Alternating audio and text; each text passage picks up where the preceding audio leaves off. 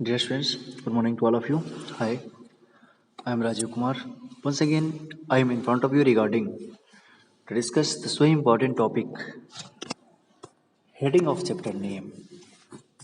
That means women change the world. यहाँ आज हम जानेंगे और समझेंगे इस टॉपिक्स के माध्यम से because we all are in series of gender regarding women.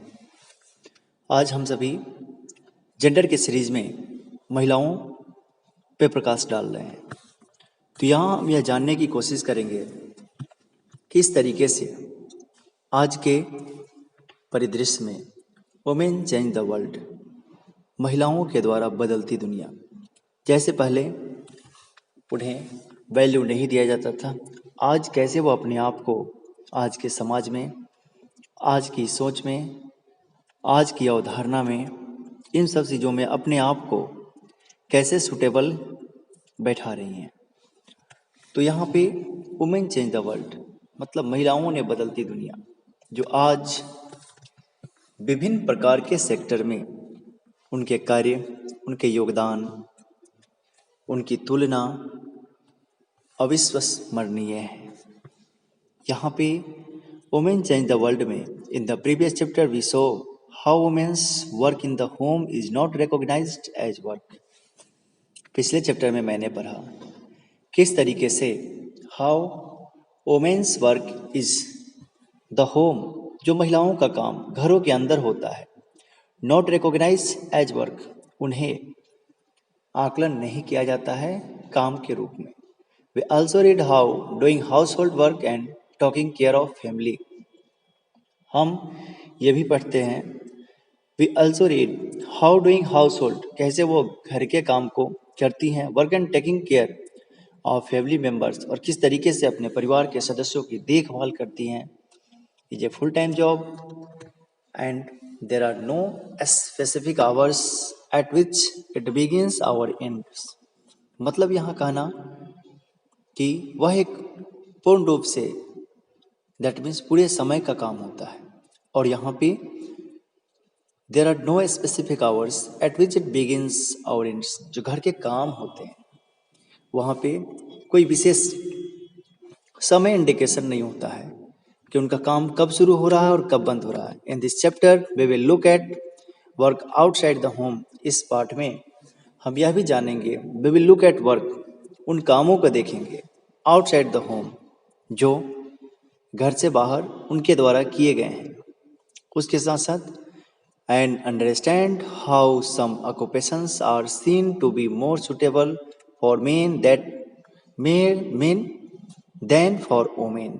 आज ये भी जानेंगे कि इस तरीके से how some occupations are seen, कुछ वैसे पेशे को देखे जाते हैं, टू बी मोर सुटेबल, जो ज़्यादा सुटेबल है, उनके लिए व्यवस्थित है महिलाओं के लिए पुरुषों की तुलना में, for men that for women. We will also learn about how women struggle for equality.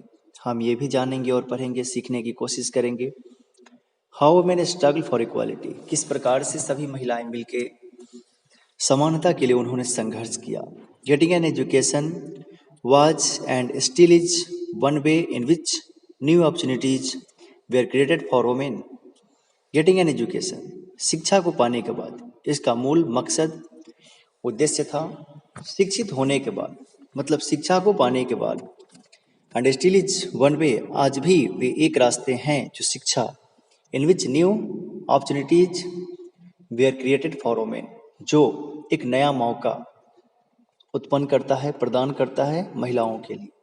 This chapter will also briefly trace the different types of efforts.